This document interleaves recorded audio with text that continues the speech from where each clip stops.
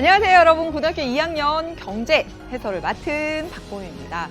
20문제가 있어요. 1번 문제부터 차근차근 풀어보도록 하겠습니다. 갈게요. 짐작했던 바로 그 문제가 나왔습니다.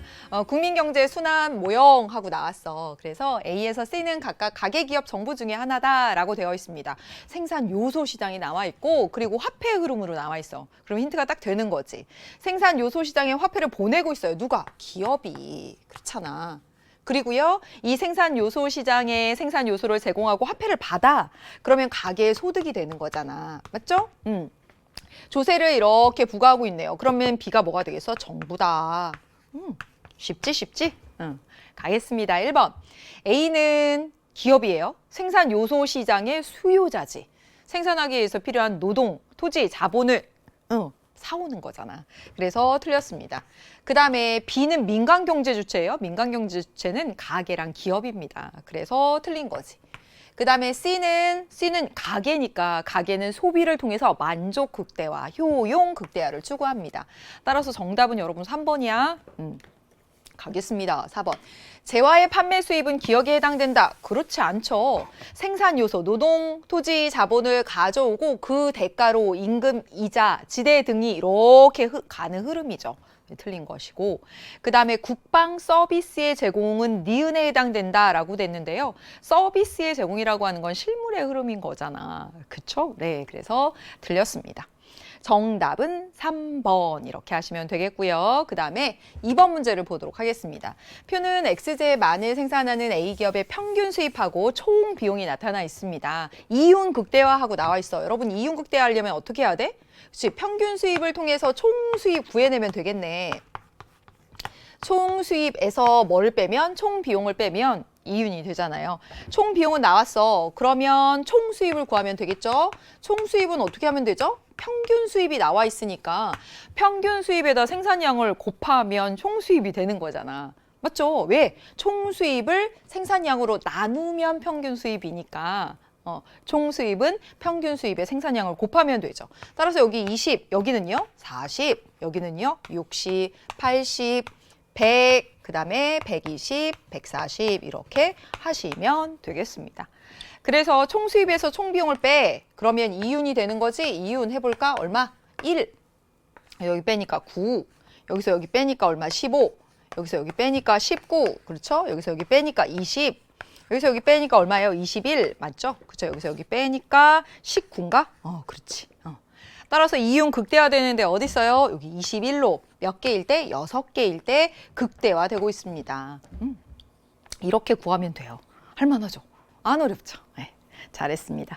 3번 문제를 보도록 하겠습니다. 3번 가보도록 하겠습니다. 다음 대화에서 A국이 처한 경제 상황을 해결하기 위해 시행할 옳은 정책만을 보기에서 고른 것은 했고요. A국 상황을 볼까요? A국 뭐라고 돼 있어? 경기 침체가 심각하다라고 되어 있습니다. 그래서 이게 경제 문제니까 소비가 줄어들면서 상품 생산도 줄어들고 있어 라고 되어 있습니다. 그러면 민간 소비를 늘려야 되겠네. 경기 침체니까 민간 소비를 늘려줘야 돼요. 그 다음에 또 나도 A국의 실업률이 높게 나타나고 있어서 경기 침체니까 실업 문제가 있겠지. 그래서 기사를 봤어. 시중에 돈이 돌고 있지 않아서 기업들의 자금 마련에 어려움을 겪고 있대. 돈이 돌고 있지 않으니까 돈을 풀어줘야 되겠네. 그래서 뭐냐면 민간 투자, 기업의 투자도 늘려야 됩니다. 투자도 늘려줘야 돼. 이게 대책이 될 수가 있어요. 소비도 늘리고 투자도 늘려주고 다시 말하면 경기 침체기에 총수요를 늘려주는 정책을 해야 되는 거지. 총수요 증대 정책, 경기 부양 정책을 써야 되는 겁니다. 돈을 풀어줘야 된다고. 해볼까? 1번 통화량 증대. 그렇지. 돈을 풀어주는 거죠? 그쵸? 맞습니다. 두 번째 이자율을 인상하면 이자가 높아져요. 그러면 기업이 돈 빌리기 더 힘들어. 맞잖아. 따라서 이거는 돈이 안 풀리는 효과가 있는 거니까 틀렸고, 정부 지출을 확대하면 어때요? 총수요 구성하는 것 중에 민간 소비, 민간 투자, 정부 지출. 그렇지. 정부 지출을 확대하면 돈이 풀리는 효과가 있는 거죠? 맞습니다. 여기는 세금 인상하면 소비가 더 힘들잖아. 소비가 줄어들게 되잖아요. 네, 틀렸습니다. 그래서 정답은 기억, 디귿 해서 여러분 2번 이렇게 고르시면 됩니다. 4번으로 가도록 하겠습니다. 갑니다. 그림에서 교사가 제시한 과제를 옳게 수행한 학생만을 보기에서 고른 것은 하였습니다. 선생님이 A에서 D제의 특징이나 사례에 대해서 설명해 보세요 라고 했는데 희소성이 있는 재화입니까? 라고 물어봤어. 여러분 희소성이 있으면 뭐가 되는 거야? 경제재. 대가를 지불해야지만 가질 수 있는 재화가 돼. 희소성이 없어. 그러면요? 그렇지, 무상재가 되는 거죠. 여기 희소성이 있는 재화 가운데서 희귀성이 있느냐 없느냐, 또 무상재 가운데서 희귀성이 있느냐 없느냐, 이렇게 나눠보았습니다. 자, 이제 문제를 풀어보도록 하겠습니다. 고려청자는, 여러분 고려청자는 어때? 고려청자는 진짜 희귀하지. 이 희귀성은 뭐예요? 절대적으로 양이 적은 거야. 절대적으로 양이 적으면서 희소성은 인간의 욕구에 비해서 적기도 하고, 따라서 고려청자는 희소하기도 하고 희귀하기도 한 거지. 절대적인 양도 적으니까. 따라서 A에 해당합니다. 맞아요. 희소성도 있고 희귀성도 있어요. 그 다음에 을 보도록 하겠습니다. C제는 인간의 욕구에 비해 수량이 상대적으로 부족합니다 라고 했어요. 인간의 욕구에 비해서 수량이 부족한 걸 뭐라고 해? 희소성이 있다라고 해야 돼. 얘는 C제는 이미 희소성이 없는 걸로 왔어. 그러니까 이렇게 말하면 안 되지. 다만 희귀성이 있는 걸로 표시가 됐으니까 절대적으로 부족하다? 뭐 이렇게 적다라고 말할 수는 있겠지만 이미 희소성이 없는 재화다라고 했는데 욕구에 비해서 부족하다 이렇게 표현하면 안 되지. 틀렸습니다. 그 다음에 D제는 경제적 대가 없이 획득할 수 있는 재화다. 그렇죠. D제는 뭐예요? 일단 희소성이 없는 재화로 구분이 된 것 가운데 들어갔잖아요. 무상재잖아, 무상재. 그러니까 맞는 얘기지. 그 다음에 B제는 D제와 달리 시장에서 거래되지 않습니다 라고 했는데 B제는요? 경제재예요. 대가를 지불해야지만 가질 수 있는 거야. 여기 희소성이 있는 재화에서 들어갔잖아요. 물론 희귀하지는 않더라도 희소성이 있어. 따라서 대가를 지불해야지만 가질 수 있어. 시장에서 거래되는 재화지. 틀렸습니다. 따라서 정답은 갑, 병 해서 여러분 2번 이렇게 고르시면 됩니다. 자, 5번 문제를 보도록 하겠습니다. 예, 갑병 2번. 5번 문제 볼게요. 아주 좋으면서도 아주 어려우면서도 한편 그럴 수도 있으면서 동시에 기회비용 연습할 수 있는 아주 좋은 문제라고 할 수 있습니다. 해보도록 하겠습니다. 다음 자료에서 갑의 선택에 대한 옳은 분석만을 보기에서 고른 것은 했단 말이야. 제시된 조건 이외에 다른 조건 고려하지 않고요. 갑은 주말에 영화 관람할지 아니면 놀이동산에 갈지 고민 중입니다. 두 가지가 있네. 영화 관람하는 경우에 자 이거 기회비용하고 순편이 구해야 되는 거네요. 그래서 얘는 영화 관람을 하거나 아니면 놀이동산에 가거나 이거지? 놀이동산에 가거나.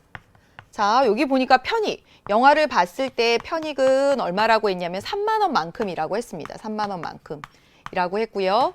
그 다음에 영화표 구입에 10,000원, 그 다음에 교통과 식사비로 15,000원이 들어요. 그러니까 뭐냐면 주머니에서 나가는 돈이 뭐지? 바로 이 돈이지. 그치? 이게 명시적 비용이라고 했잖아. 주머니에서 나가는 거 영화표 10,000원, 식사비, 교통비 15,000원에서 25,000원이 주머니에서 나가는 돈입니다. 그 다음에 만약에 갑이 놀이동산에 가는 경우에 편익은 얼마냐면 얼마라고 했냐면 5만 원입니다. 5만 원만큼 편익이고요. 5만 원만큼이고요. 그 다음에 자유이용권 구입에 2만 원, 교통비와 식사비로 2만 원이 듭니다. 그래서 주머니에서 나가는 그래 명시적 비용이 얼마야? 2만 원에서 4만 원이죠? 4만 원. 이렇게 하시면 되겠습니다. 자 여기까지 이제 주어진 자료로 봤어. 기회비용 구해야 되겠지. 그럼 기회비용이 뭐죠? 명시적 비용만 경제에서는 보지 않는다고 했어. 명시적 비용뿐만 아니라 그렇지 암묵적 비용.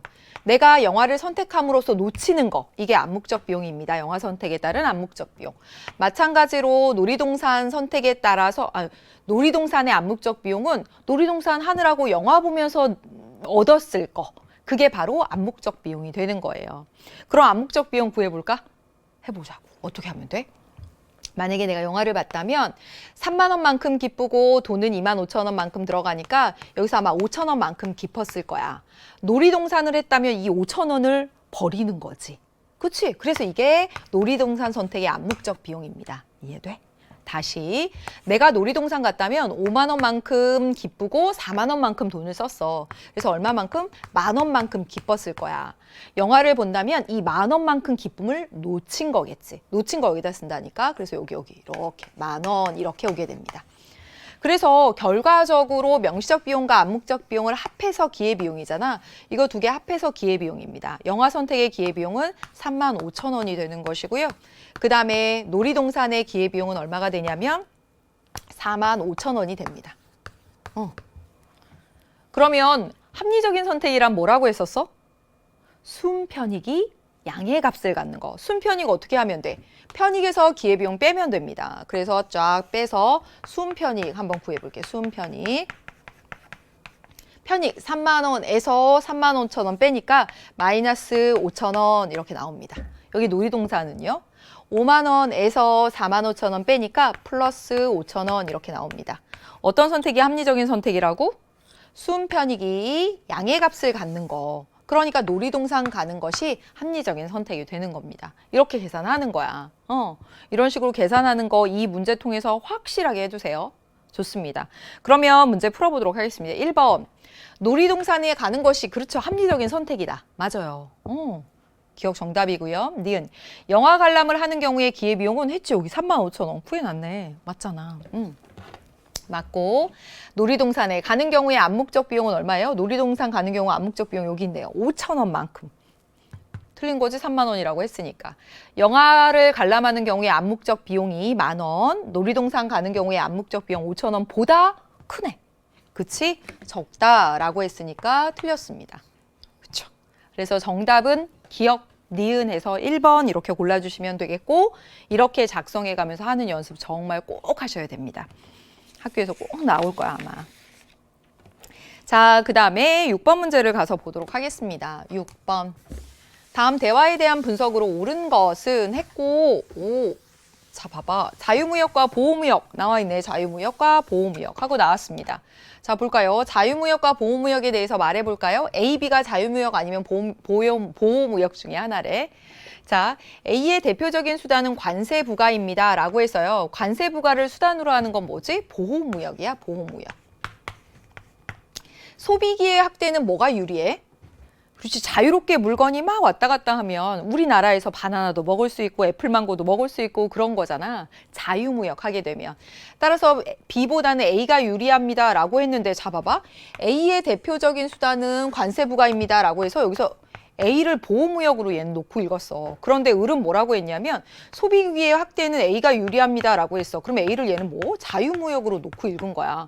그럼 둘 중에 한 명이 틀린 거네. 그렇죠? 그 다음에 보겠습니다. 자유무역 협정의 체결은 B에 부합하는 행동입니다. 라고 했어요. 자유무역 협정이 B에 부합한데 그러면 얘는 자유무역 협정은요? 관세 등 이런 장벽을 두지 말고 자유롭게 무역하자라고 하는 주의야. 그러면 자유무역 협정은 당연히 B를 뭐로 본 거예요? B를 자유무역으로 본 겁니다. 선생님이 뭐라고 말했냐면 2명만 옳게 말했다라고 말했어. 그러면 누가 맞는 학생이어야 돼? 그렇지. 갑과 병이 맞아야 되는 거죠. 그쵸? 갑과 병이 맞는 학생이어야 됩니다. 만약에 을의 말대로 A가 자유무역이잖아? 그럼 얘도 틀리고 얘도 틀려버려. 2명이 틀려버리잖아. 그러니까 을이 틀리고 갑과 병이 맞고 결국 A가 보호무역이고 B가 자유무역이어야만 한다라고 하는 게 나옵니다. 은근 까다로울 수 있지? 그치? 자, 문제 풀어보도록 하겠습니다. 1번, 옳게 발표한 학생은 갑과 병 이렇게 해야 됩니다. 네, 틀렸고 그 다음에 A는 보호무역이에요. 비교 우위 원리는요. 자유무역의 이론을 설명해주고 있습니다. 따라서 틀린 것이지? 그치? 20번 문제에서 또 할 거야. 그 다음에 A는 B와 달리 국가 간의 상호 의존성을 증대시킨다라고 했는데요. 자유무역에서는 서로 잘하는 상품을 특화해서 교환하는 거야. 그러니까 상호 의존성이 자유무역에서 커지는 거지. 따라서 틀렸습니다. 그 다음에 B는 보호무역과 달리 자유무역은 보호무역과 달리 국내 유치산업 보호에 기여한다. 유치산업이 뭐야? 유치원. 이게 성장 가능성은 있는데 아직 다 자라지 못했어. 그럼 보호해줘야 되겠지. 유치산업 보호로는 보호무역, A에서 강조하는 겁니다. 따라서 틀린 내용이 되는 거야. 그 다음에 세계무역기구는요. 자유무역하자주의야. 여러분, 자유무역하자주의. 따라서 어디? B의 확대를 추구한다. 자유무역 확대하자 추구해요. 정답은 5번 이렇게 골라주시면 되겠습니다. 네. 자, 7번 가보도록 할게요. 7번 갑니다. 가 나에 대한 옳은 설명만을 보기에서 고른 것은 하였습니다. 정부는요, 공공재의 생산을 담당합니다. 공공재의 생산을 시장에 맡기면 사회가 필요로 하는 만큼 충분히 공급되지 않기 때문에, 그쵸, 이걸 뭐였어요? 시장 실패였습니다. 시장 실패. 시장에 내버려두면 다 잘 된다더니 공공재는 부족한 거야. 충분히 공급되지 않은 거야. 그래서 정부가 맡아서 하게 되는 겁니다. 두 번째, 정부는 독과점 기업을 규제하는 제도를 시행하고 있습니다. 독과점 기업은 가격이나 생산량을 임의로 조정하여. 독과점 기업 어떻게 해요? 가격 높이고 생산량 줄이고 이러잖아. 시장에 내버려두면 다 잘 된다더니 독과점 기업, 시장 실패의 모습입니다. 그렇기 때문에 정부가 나서가지고 규제하는 거지. 자, 문제를 풀어보도록 할게요. 기억. 가는 공공재. 가에서 공공재는 대가를 지불하지 않는 사람의 소비를 막을 수 없다. 이게 뭐예요? 그렇지. 이 특성이 뭐야? 비배제성이잖아. 대가를 지불하지 않은 애의 소비를 막을 수 없는 거야. 그러니까 어떤 문제가 발생해? 무임승차하고 다 대가를 안 내려고 하니까 기업이 얘를 생산하겠어? 그렇지. 부족해. 그래서 맞는 얘기가 됩니다. 비배제성, 비경합성을 특징으로 하죠. 여기 비배제성. 그 다음에 가에는 나와 달리 형평성을 중시한 정부의 역할이 나타나 있다라고 되어 있는데요. 가의 형평성을 중시한? 아니지. 시장에서 충분히 생산되지 않으니까. 그래서 정부가 맡아서 생산하고 있는 모습입니다. 이걸 형평성을 추구한다. 이렇게 볼 수는 없는 거지. 그 다음에 가와 나에서 정부가 바로 자원의 효율적 배분을 추구하고 있는 거죠. 그렇죠? 시장에서 너무 조금 생산되니까 정부가 맡아서 생산하게 되는 것이고요. 여기는요. 독과점 기업이 나타나서 가격을 올린다거나 이러니까 정부가 개입해서 규제하는 제도를 두는 거. 자원의 효율적인 배분을 위해서.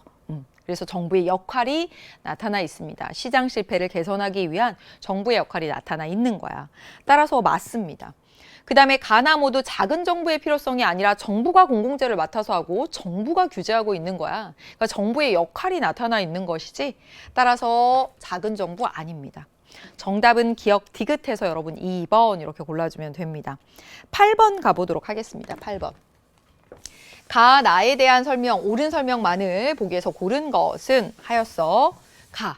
과수원 주변에서 양봉업자가 꿀벌을 기른다면 과수원 주인은 이전보다 더 많은 과일을 수확할 수 있어요. 좋네. 좋은 거지. 그치? 좋은 건데 그 혜택에 대해서 양봉업자에게 그 대가를 지급하지 않는 거야. 그러니까 양봉업자가 1%그 좋은 걸 더 많이 해주지 않는다는 거지. 좋은데 너무 적게 나타나요. 이걸 뭐라고 했어요? 긍정적 외부 효과 또는 외부 경제라고 말하는 거지. 두 번째, 최근 집안에서 동영상을 보면 운동하는 사람들이 늘어났어요. 이로 인해서 발생하는 층간소음 문제 어때요? 이건 없을수록 좋은 거야. 그런데 너무 많이 나타나는 거지. 아랫사람에게 피해를 끼치면서도 대가를 지불하지 않아서 너무 많이 나타나는 거야. 이걸 부정적 외부 효과 또는 외부 불경제라고 말하는 거지. 가보겠습니다. 1번, 기억. 흡연으로 인한 간접 피해. 그렇지, 이거 층간소음이나 마찬가지죠? 피해를 주는데 너무 많이 벌어지는 거예요. 맞습니다. 두 번째, 가는 외부 경제, 나는 외부 불경제. 맞죠? 그쵸? 썼고요. 가는 나와 달리 자원이 효율적으로 배분된 거다. 아니야, 이건 너무 적어서 문제. 얘는 너무 많아서 문제. 둘 다 시장에 내버려뒀더니 나타나는 자원의 비효율적 배분의 문제입니다. 따라서 틀렸어요. 둘 다 효율적 아니야. 그 다음에 나는 가와 달리 경제적 유인을 통해서 해결할 수 있다.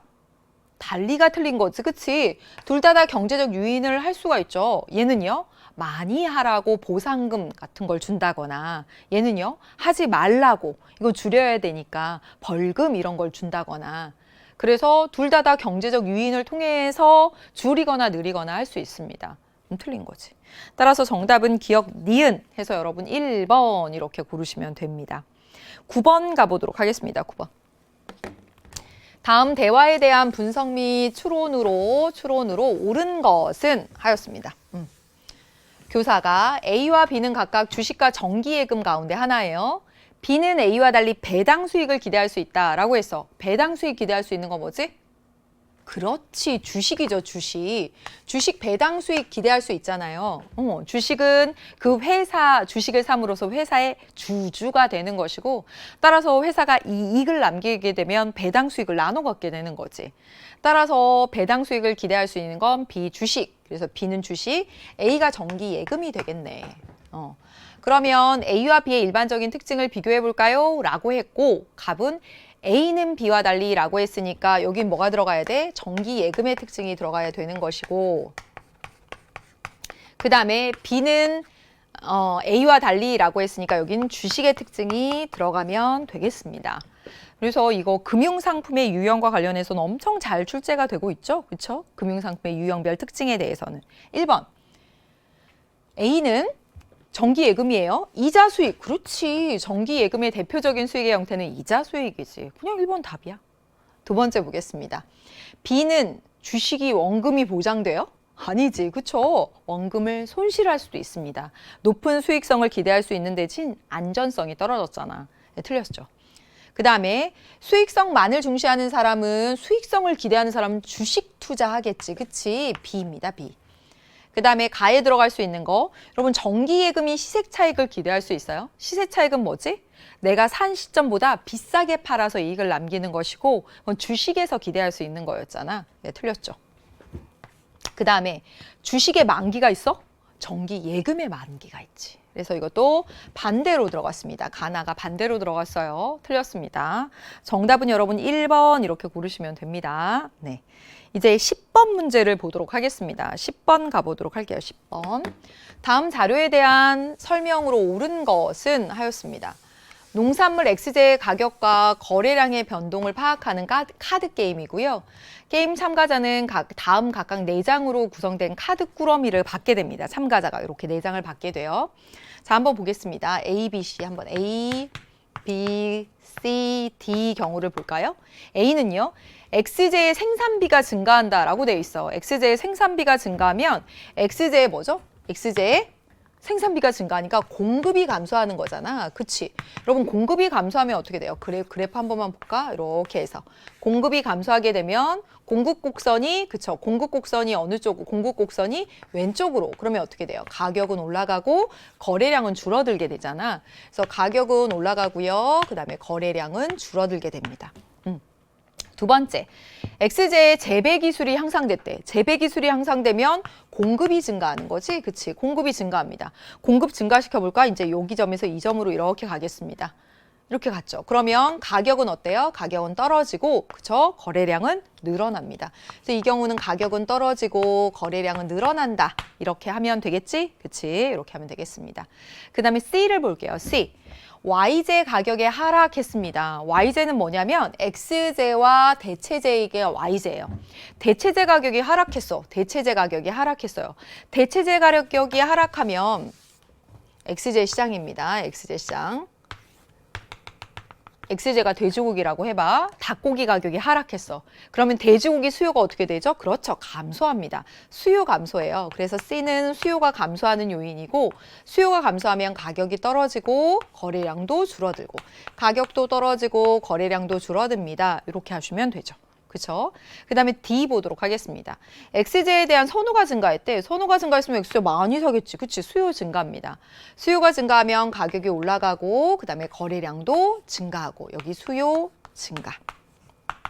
가격 올라가고, 거래량도 올라가고, 이렇게 했습니다. 그래서 4가지로 다 이렇게 구분을 해봤어. 이제 이렇게 구분해 놓는 게 굉장히 중요하단다. 이거 해놓으면 다 끝난 거란다. 자, 이제 문제를 보도록 하겠습니다. 게임 진행 방법은 뭐냐면, 게임은 참가자 갑과 을 2명이에요. 이제 이 4장의 카드를 다 각각씩 가지고 있는 거야. 갑은 뭐냐면 가격 상승 요인을 찾는 거예요. 갑의 경우는 가격 상승 요인을 찾는다라고 되어 있어. 갑은 가격 상승 요인 찾으면 되네. 갑은 가격이 올라간 경우를 찾으면 되는 것이고요. 그 다음에 을은 뭐냐면 거래량 증가 요인을 찾는 거야. 을은 거래량이 증가한 경우를 찾는 겁니다. 그럼 여기랑 여기가 이렇게 되는 거네. 그치? 이렇게 되는 겁니다. 그래서 각 참가자는 자신의 과제에 해당한다고 생각하는 카드를 한 장씩 선택해서 진행자에게 제출을 하게 되고요. 참가자 자신이 과제에 부합하는 카드를 제출한 경우에만, 예를 들어서 갑은 A랑 D를 제출하면 이제 점수를 받게 되겠지. 그쵸? 그 다음에 점수가 더 높은 사람이 이기고 점수가 같으면 무승부다라고 되어 있습니다. 따라서 갑은 A랑 D를 하면 이길 것이고 을은 D랑 B 카드를 쓰면 되겠네요. 그래야 점수 이기는 게 아니라 점수를 획득하겠지. 자, 이제 이거 놓고 문제를 풀어보도록 하겠습니다. 자, 가볼게요. 1번. 갑은 카드 A를 제출하면 0점을 받는다. 갑은 A를 제출하면 어때요? 갑은 A를 제출하면 가격 오른 거 해서 1점 받는데? 틀렸지, 그치? 두 번째 보겠습니다. 을이 카드 C를 제출하게 되면 을은 오르는 거 해야 돼. 근데 떨어지는 거 있으니까. 그치, 0점 받지. 1점 받는다. 라고 했으니까 틀린 거지? 이렇게 하시면 됩니다. 갑이 카드 B를 제출했어요. B를 제출하면 0점이네. 그치? 여기 떨어지니까 0점이고. 그 다음에 을이 D를 제출하면 이거 오른 거. 당연히 1점. 그래서 을이 이기네. 맞네요. 그쵸? 네. 그래서 3번 정답 이렇게 고르시면 되겠습니다. 저 이제 4번 가보도록 할게요. 갑이 카드 A를 제출하고 있어요. 그럼 1점 받네, 1점. 이길 수 있는 경우는 한 가지이다 라고 되어 있습니다. 그래? 아니지. 갑이 카드 A를 제출했어요. 갑이 A를 제출하면 갑은 1점. 네, 1점입니다. 그럼 을이 제출한 걸 한번 볼까? 을도 A 했어요. 그러면 여기 떨어지는 거니까 0점. 그치? B를 제출하면 1점. 그쵸? 올라가는 거니까. C를 제출하면 다시 떨어지는 거니까 0점. D를 제출하면 올라가는 거니까 1점. 그쵸? 그러면 갑이 카드 A를 썼을 때 이길 수 있는 경우는 을도 A를 쓴 경우 이길 수 있어요. 그쵸? B를 쓰면 비겨. 1점 1점이니까. C를 쓰면 어때? 또 이길 수 있어. 그치? D를 쓰면 비겨. 따라서 갑이 카드 A를 쓰고 이길 수 있는 경우는 우리 A 쓴 경우, C 쓴 경우 두 가지 있는데? 그치? 한 가지이다 라고 했으니까 틀린 겁니다. 각각의 카드 꾸러미를 가지고 있기 때문에 얘가 A 쓸 때 얘도 A 쓸 수 있거든. 따라서 4번 틀린 거야. 되죠? 그 다음에 갑과 을이 동일한 카드를 제출하는 경우는 모두 무승부가 된다. 그래요? 아니지. 자, 한번 해볼까? 갑과 을이 동일한 카드 하는 경우 보도록 하겠습니다. A 카드, B 카드, C 카드, D 카드 해볼까요? 둘 다 A 카드 했어. 누가 이겨? 그치, 갑이 이기지. 갑은 여기, 을은 이거 했으니까. 그쵸? 두 번째, B 카드 했습니다. 그러면요, 누가 이겨요? 그렇지, B가 이기지. 얘만 오른 거하고 얘는 떨어진 거 했으니까. C 카드 냈습니다. 그럼 둘 다 0점이에요. 둘 다 0점이라서 비겼어. 그치? 그 다음에 D 카드 했습니다. 얘는 가격 오른 거, 얘는 거래량 온 거 했으니까 둘 다 1점씩 해서 비겼어요. 따라서 갑과 을이 동일한 카드를 제출하는 경우는 모두 무승부가 아니라 C하고 D 카드의 경우만 무승부고 이 경우는 갑이, B 경우는 을이 이겨요. 재밌지, 그치? 어찌 보면 복잡할 수도 있는데 이것만 딱 그려놓고 나서 하면 해볼 수도 있는 문제입니다. 잘했습니다. 자, 가겠습니다. 이제 11번 문제로 가보도록 하겠습니다. 보시죠. 표에 대한 설명으로 가장 옳은 것은 했고 이거 시장경제체제랑 그 다음에 계획경제체제 비교하는 건 정말 언제나 늘 출제가 되는 거죠. 자, 볼까? 생산수단의 국유화를 원칙으로 하는가? 생산수단의 사유화, 국유화에 따라서 그치, 사회주의, 계획경제체제, 그렇죠? 자본주의, 시장경제체제 했단 말이야. 따라서 얘 했으니까 이게 사회주의, 그렇지, 여기 계획경제체제. 그 다음에 여기 자본주의, 시장경제체제 됩니다. 그래서 해볼까? 보이지 않는 손 강조하는가? 당연히 계획경제체제는 아니야. 정부 계획에 따라서 하니까, 명령에 따라서. 시장경제체제는 보이지 않는 손, 가격 끼고 완전 신뢰지. 예, 이렇게 해야 되는 것이죠. 그쵸?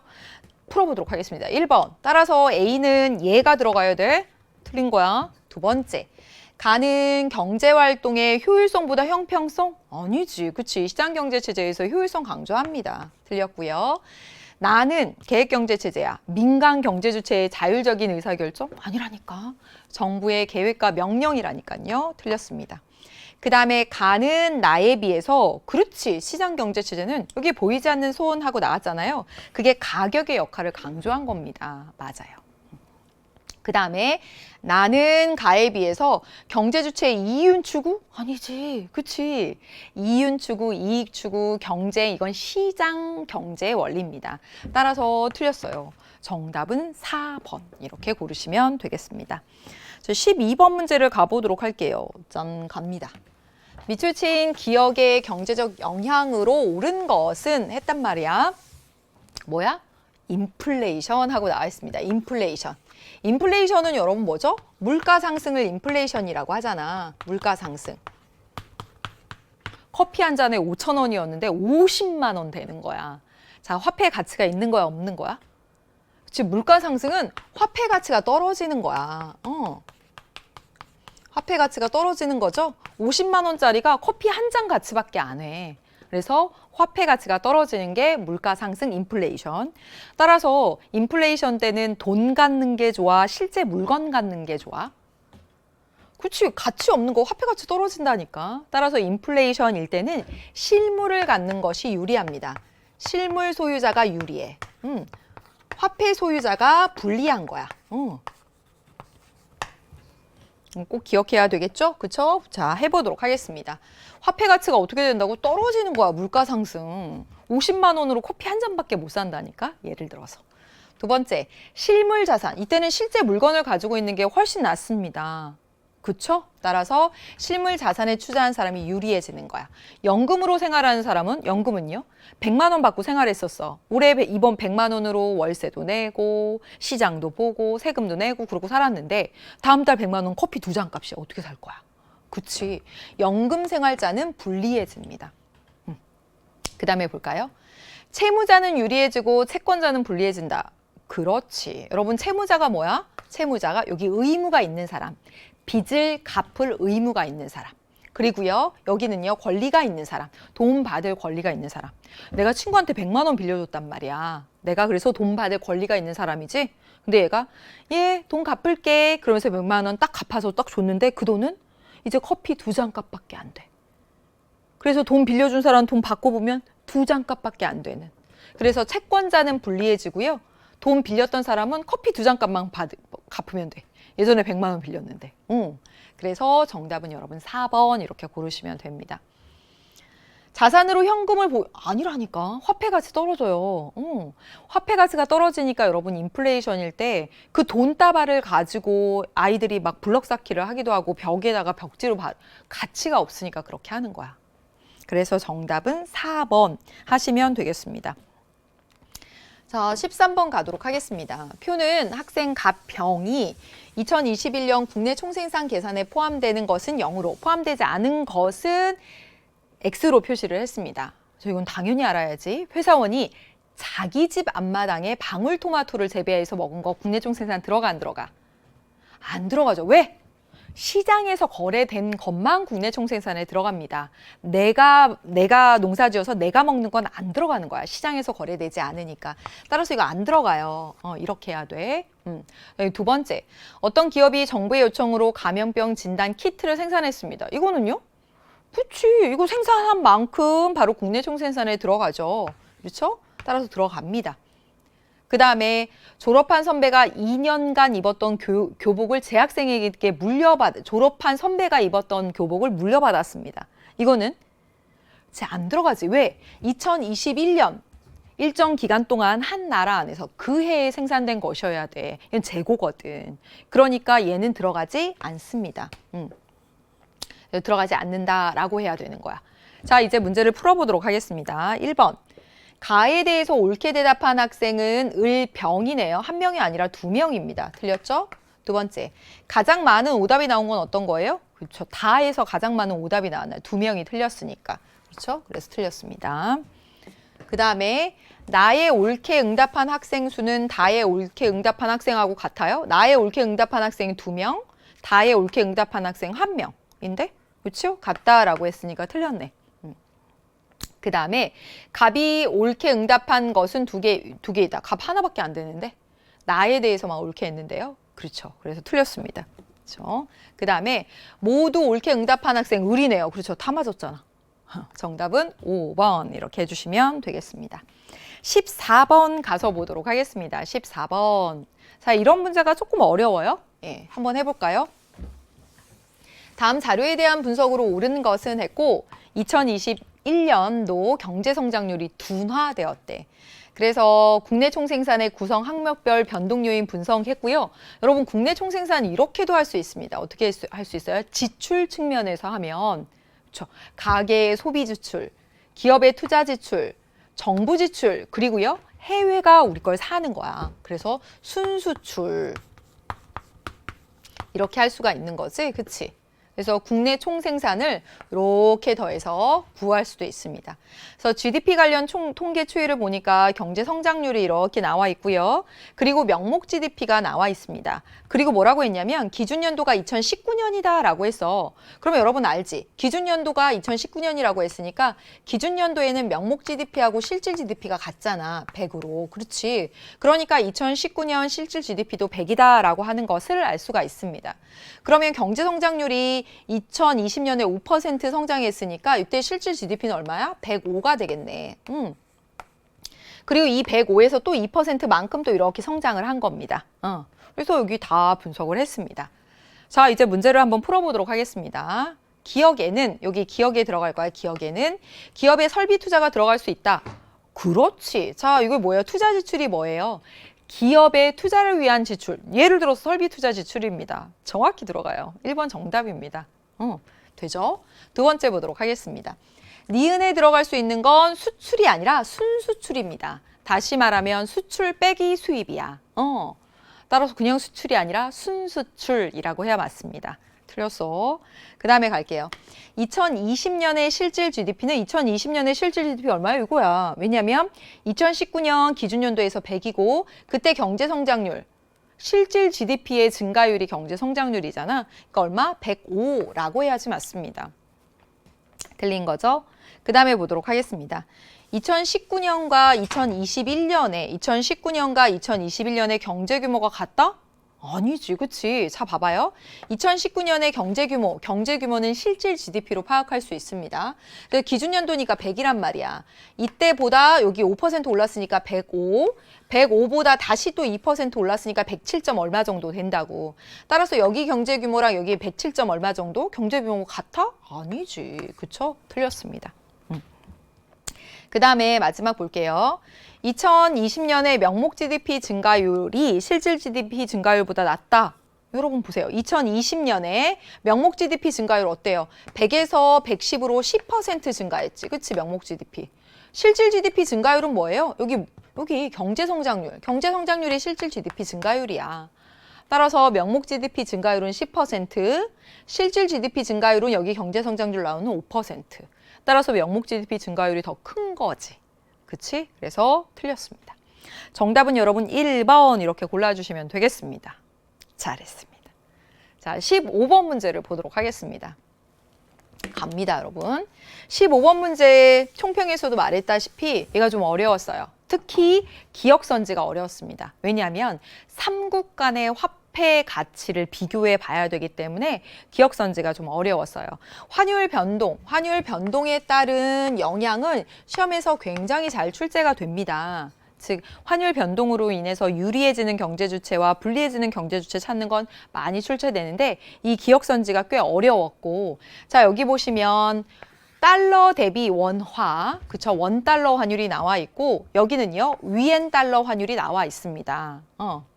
그래서 여기 보면 기억 한번 보도록 하겠습니다. 그래서 원달러 환율하고 여기 위엔 달러 환율 이걸 비교해서 기억선지를 봐야 되는 거야. 자, 여기 2점이 있고요. 2점이 있고 A 상태로 갔다라고 해보도록 하겠습니다. A 상태로 갔다라고 하는 건 2점에서 A 상태로 간 건 뭐죠? 원달러 환율은 오른 것이고 그리고요. 위엔 달러 환율은 어떻게 해줬죠? 떨어진 겁니다. 그때 중국산 원자재를 수입할 때 위엔화로 결제하는 우리나라 사업가는 유리해지는 경제주체 찾는 거야. 유리한지 불리한지 한번 찾아보도록 하겠습니다. 이렇게 삼국간의 화폐 가치가 나오면 환율 변동이 나오면 화폐 가치로 여러분 비교해야 돼요. 화폐 가치로 비교해 주어야 됩니다. 조금만 안쪽에다 쓸게요. 화폐 가치로 비교해 주어야 되고요. 지금 달러화를 중심으로 이야기할 수가 있을 것 같아. 자, 달러화를 중심으로 원래 균형점에 있다가 원달러 환율이 어떻게 되지? 환율이 상승했잖아. 그러면 우리 돈의 가치가 그렇지 떨어진 거지. 여러분 이거 생각 안 나면 안 됩니다. 그래서 이거 외워두라고 했어요.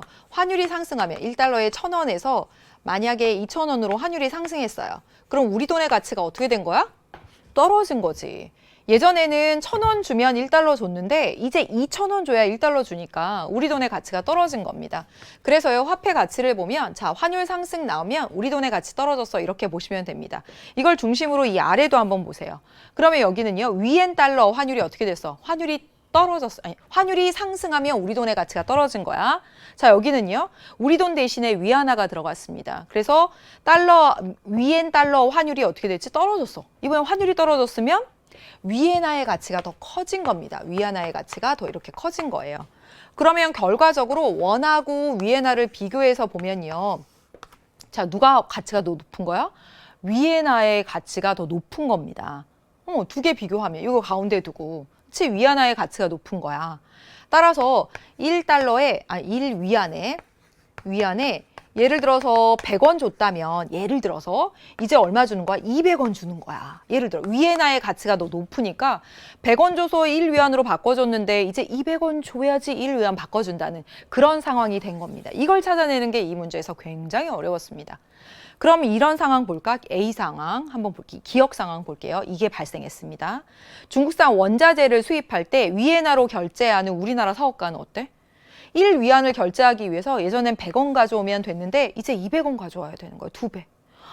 너무 힘듭니다. 이렇게 되겠지? 그치. 불리해지는 겁니다. 이선지가 가장 어려웠어요. 이 모든 문제에서 가장 어려운 것이었다. 이렇게 볼 수가 있습니다. 3국 간의 화폐 가치가 나온 거니까. 자, 이제 니은 볼까요? B 상황은 어떤 상황이야? B 상황은 중국과 미국을 이렇게 비교하고 있습니다. 그러니까 이것만 보면 되지. 그치? 그 이전보다 어떻게 됐지? 환율이 올라간 상황입니다. 이 위엔화 대신에 그냥 원화로 생각해도 돼요. 환율이 올라가면, 환율이 상승하게 되면, 자, 환율이 상승하게 되면 수출하는 사람은 어때요? 1,000원짜리 1달러에 팔았는데 이제는요, 1,000원짜리 가면 1달러가 안 돼. 그러니까 수출이 잘 된다고. 중국산 제품을 수출하는 미국에 수출한 중국 사업가 환율이 상승했습니다.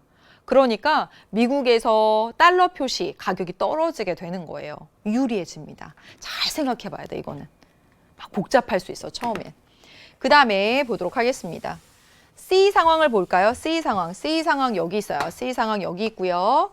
이 이전보다 미국으로 배낭여행을 계획 중인 우리나라 대학생, 이건 쉽죠? 우리나라 기준으로 생각하면 쉬우니까. 원달러 환율이 떨어졌습니다. 1달러에 2,000원인데 1,000원만 주면 돼. 떨어졌어. 그러면 미국으로 배낭여행 갈 때 돈을 적게 준비해도 되지? 1달러 필요했는데 2,000원 준비할 걸 1,000원만 준비하면 되니까 유리합니다. 그쵸? 그 다음에 미국에 유학 중인 자녀에게 미국 달러로 송금하는 중국인 부모에서 D하고 나왔습니다. D 상황은 어떤 상황이죠? 미국하고 중국 상황이니까 이것만 이렇게 보시면 됩니다. 환율이 어떻게 된 상황이에요? 높아진 상황입니다. 높아진 상황에서 달러로 송금해야 돼. 그러면요? 1달러에 만약에 100위안이었는데 200위안 되는 거야. 돈 더 많이 준비해야 되지. 허리가 휩니다. 힘들어요. 예, 힘들어요. 가만히 잘 생각해 보면서 여기 그냥 원달러 환율만 생각하면 쉬운데 위엔 달러 환율이 나오니까 조금 더 복잡해질 수 있고 가장 어려운 문제라고 볼 수가 있겠습니다. 16번 문제를 볼게요. 16번 문제. 그림은 생애 주기에 따른 소득과 소비 곡선을 나타내주고 있고요. 이에 대한 옳은 설명을 보기 위해서 고른 것은 했고 마지막 단원에서 나온 겁니다. 자, 여러분 볼까? 우리가 태어나서 죽을 때까지 돈을 쓴다고. 그래서 이게 소비야. 하지만 돈을 버는 구간은 그렇죠. 예, 여기 청장년층일 때 이때 돈을 버는 거지. 이때는 소득이 더 크고 소비가 작으니까 이게 바로 뭐가 돼요? 저축이 되는 겁니다. 그렇죠? 예, 저축이 되는 거죠. 기억 보도록 하겠습니다. 기억 가볼게. 여기 가는 양의 저축에 해당된다. 그렇지. 소득에서 소비를 뺀 나머지가 저축이니까 맞습니다. 기억 맞고요. 니은 평균 수명의 연장은 어때? 여기 나가 늘어나는 거지. 왜냐면 계속 소비할 거거든. 소득은 계속 없어지니까 이거 늘어나겠지. 그치? 그래서 틀렸고요. 생애 기간 누적 저축액은 B 시점에 가장 많다. 누적 저축액이야. 자, 처음에는 어때? 요만큼이 저축액이었을 거야. 그 다음에 더하고 이 면적만큼 이 시점에 누적 저축액이 가장 많아지겠지. 따라서 맞습니다. 그 다음에 A와 B 시기 사이에는 소득이 지속적으로 감소한다? 아니지. 소득이 이렇게 높아졌다가 이렇게 떨어지고 있는 모습이잖아. 따라서 지속적으로 감소한다? 틀린 겁니다. 정답은 기억 디귿 해서 여러분 2번 이렇게 골라주시면 되겠습니다. 자, 다음 17번 문제를 보도록 할게요. 17번. 표는 XJ 시장의 수요와 공급을 나타내주고 있습니다. 우리 이거 시장 균형 알지? 그렇지? 수요량과 공급량이 일치하는 데서, 그렇지, 균형 가격. 어디예요? 수요량하고 공급량이 일치하는 데서 이게 균형 가격이 800원입니다. 그러면 가격이 균형 가격보다 쌀 때는 어때? 누가 좋아하는 거야? 쌀 때는 600원, 400원일 때는. 그렇지. 수요자가 좋아하는 거야. 그래서 공급량보다 수요량이 많고 공급량보다 수요량이 많아요. 뭐가 발생한 거야? 초과 수요지. 그치? 여기 초과 수요. 가격이 이제 이렇게 올라갔어요. 가격이 올라가면 누가 좋아하겠어? 그렇지. 공급자가 좋아하는 거잖아. 그러니까 공급량이 많은 거예요. 수요량보다. 그래서 여기는 초과 공급입니다. 근데 제가 개념 강의할 때도 설명을 했었는데, 자, 봐봐. 초과 수요 구간 봐볼까? 아무리 많이 사고 싶어도 어때요? 공급되는 데까지만 거래가 돼. 맞지? 아무리 많이 사고 싶어도 220개밖에 안 나오면 여기까지만 거래되는 거야. 이해돼? 그 다음에 여기도 볼까요? 아무리 많이 팔고 싶어도 가격이 높아졌으니까 어디까지만 거래돼? 사는 지점까지만 거래되는 거야. 되지? 그게 아주 중요한 겁니다. 이 문제를 푸는 데 있어서. 자, 보겠습니다. 1번. XJ 가격이 400원일 때는요. 가격 하락 압력일까? 자, 봐봐. 사려는 사람이 더 많아. 너도 나도 사겠다고 해. 그러면 사려는 사람이 많으면 상승 압력이 있지. 그 다음에 XJ 가격이 600원일 때는 어때요? 초과 수요잖아. 수요가 더 많은데? 수요가 더 많잖아. 이거보다 이게. 그렇지. 초과 수요다라고 해야지 맞는 거죠? 그렇죠. 그 다음에 XJ 시장 가격이 1,200원일 때 거래량은 어디라고 했어?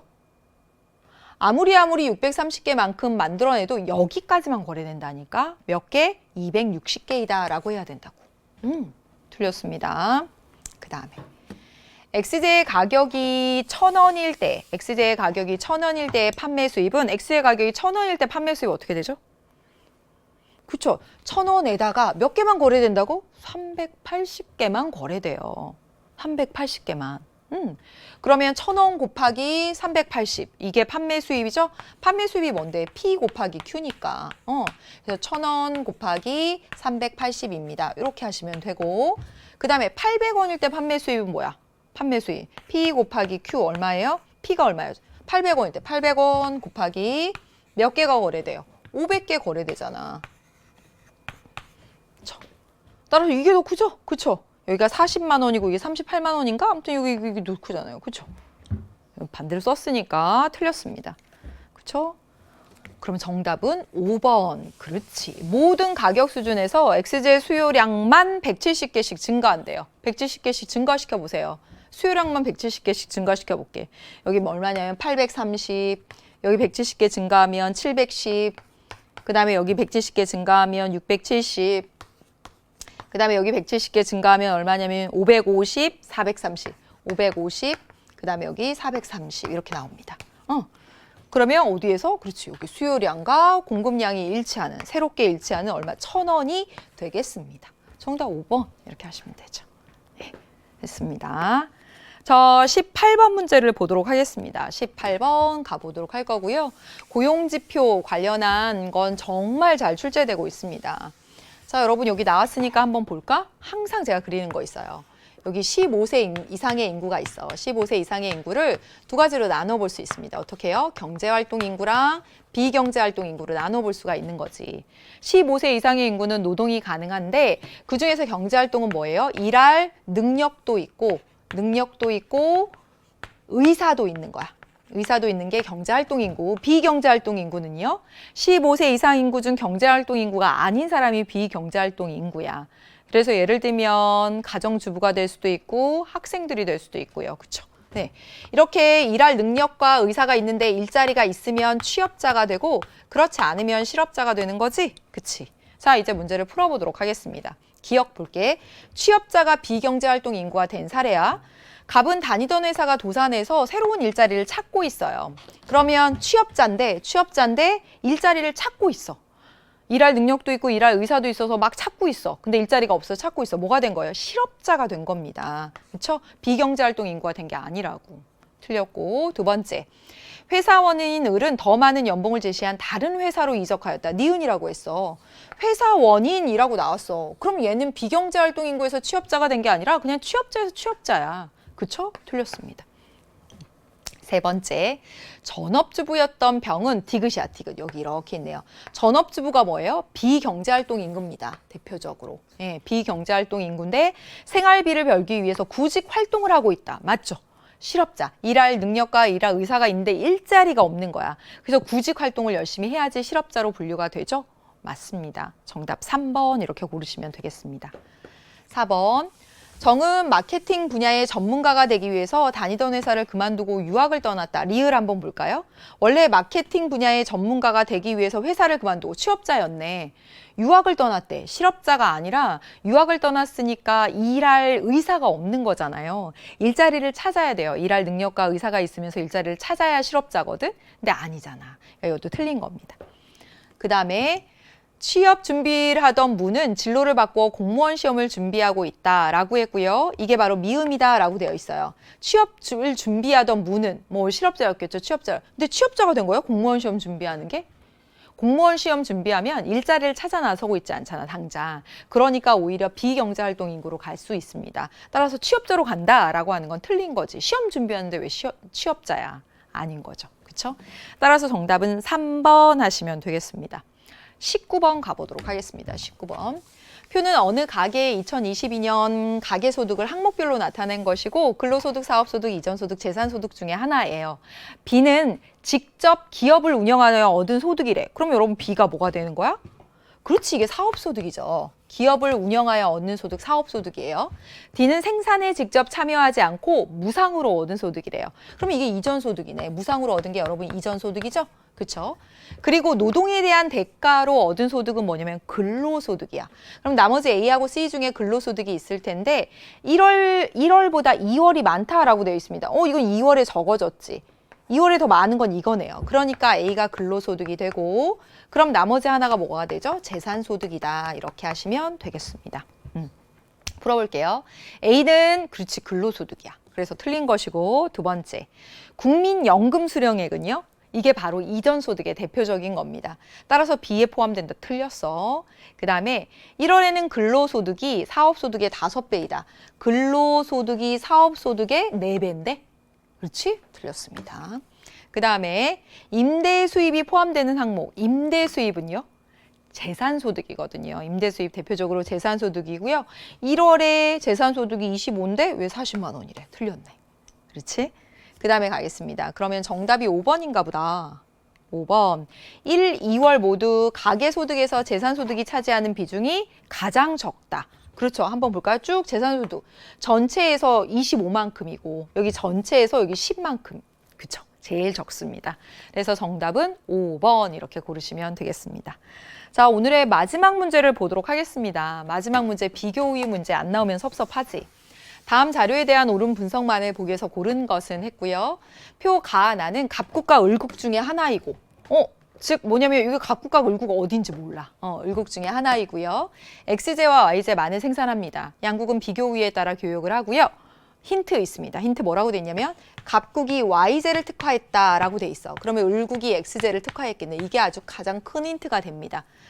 양국은 노동만을 생산 요소로 하고요. 직선인 생산 가능 곡선상에서 생산을 하고 투입 가능한 노동 시간이 300시간. 이것도 아주 중요합니다. 노동 시간이 주어졌어요. 그래서 여기 보니까 가 나라의 경우는 XJ 하나 생산하는 데 필요한 노동 시간, YJ 하나 생산하는 데 필요한 노동 시간이 주어졌다고. 그러면 가와 나 나라가 각각 가 국가, 나 국가 어딘지 모르겠지만 XJ와 YJ를 몇 개씩 생산하는지 알 수 있을 거예요. 왜냐하면 자 똑같이 300시간씩 있다고 했어. 300시간을 모두 XJ 생산하는데 넣으면 XJ 몇 개 할 수 있어? XJ 하나 하는데 10시간이니까 300시간이면 XJ 30개 할 수 있지. 그치? 그치? 그 다음에 YJ는요. 300시간 가지고 YJ 하나 하는데 50시간 걸리니까 300시간이면 YJ 6개 만들 수 있겠네. 그쵸? 그 다음에 여기도 볼까요? XJ는 몇 개 할 수 있어? 똑같이? 그치, 30개. 그 다음에 YJ는요? 하나 하는데 30이니까 300시간이면 그렇지, 10개 만들 수 있는 거지. 자, 비교 우위에 따라서 교역한다라고 했으니까 기회비용 구해야 될 거 아니야. 어디? 가나라가 뭔지 모르지만 이 안에서 자, 봐봐. 생산량으로 주어졌습니다. 30개 만드느라고 6개 포기했단 말이야. 그쵸? XJ 30개 만드느라고 포기한 거 Y제로. 여기는요, Y제 하느라고 X제로. 이렇게 표시해야 되지. 그래서 여기 Y제, 그리고 X제. 이렇게 하도록 하겠습니다. 자, 해봐요. 30개 만드느라고 6개 포기했어. 그러면 하나 만드느라고 몇 개 포기하는 거야? 그치, 5분의 1개죠. 그쵸? 그래서 생산량으로 주어지면 이 숫자를 분모로 내린다고 했습니다. 30분의 6. 여기는요, 6분의 30, 역수로 5 이렇게 쓰시면 됩니다. 자, 여기도 해볼까? 30개 만드느라고 10개 포기했어. 그쵸? 그럼 하나 만드느라고 몇 개? 그치, 3분의 1개 포기한 거지. 생산량으로 주어지면 분모로 3분의 1, 여기 3분의 1 이렇게 씁니다. 역수로 3 이렇게 되는 거지. 그러면 이제 X제는요, X제를 보면 누가 기회비용이 더 적어요? 적으네. 그렇지, 여기. 누가 기회비용이 적어요? 그렇지, 여기는 X제 5개인데 여기는 X제 3개니까 여기가 더 적습니다. 따라서 가나라는 X제를 특화하고 나나라는 Y제를 특화해. 봐봐. Y제를 특화하는 게 갑이라며. 그럼 나가 갑이고요. 갑국이고 가가 울국이다 라고 하는 것을 알 수가 있습니다. 자, 이렇게 구하면 되는 거예요. 되었어. 자, 이제 문제를 풀어보도록 하겠습니다. 풀어볼게요. 이제 옆에 쭉 보고. 기역 갑니다. 기역. 가는 을국, 나는 갑국입니다. 그러니까 첫 번째 틀린 거야. 두 번째 보도록 하겠습니다. 교역전 갑국에서는 X제 15개하고 Y제 교육전 갑국에서 X제 15개하고 Y제 5개의 소비가 가능하다. 그런지 한번 볼까? 갑국이 어디야? 나가 갑국이거든. 각국 해볼게요. X제 15개, X제 15개 하면 하나에 10시간 필요하니까 15개 하면 150시간. 그 다음에 Y제 5개. 하나에 30시간 필요하니까 3, 5, 15, 150 해서 딱 300시간 맞아 떨어지네요. 딱 되네. 되지. 그렇지. 이렇게 하면 되고요. 을국은 X제 생산에 있어서 절대 우위를 갖는다라고 했는데요. 을국은 X제 생산에 비교 우위를 갖습니다. 틀렸어요. 을국의 X제 1개 생산의 기회비용은 X제 1개 생산의 비용은 Y제 몇 개예요? 5분의 1이다. 그렇지. 맞습니다. 그래서 정답은 니은, 리을 해서 여러분 4번 이렇게 고르시면 되겠습니다. 비교 우위 문제가 여러분 만만치는 않습니다. 만만치는 않은데 자꾸 연습해야 돼. 무조건 출제될 거거든. 자, 여러분 너무너무 고생 많이 하셨고요. 고등학교 2학년 학생들이 아마 처음부터 끝까지 푸는데 많이 힘들었을 거야. 근데 나중에 11월 끝나고 12월 다 되고 진도 다 끝나고 나서 꼭 한번 다시 보면서 경제라고 하는 과목에 자신감 가졌으면 좋겠네요. 고생 많이 하셨고요. 우리는 다음 학력평가에서 또 만나도록 하겠습니다. 여러분 수고 많이 하셨어요. 안녕.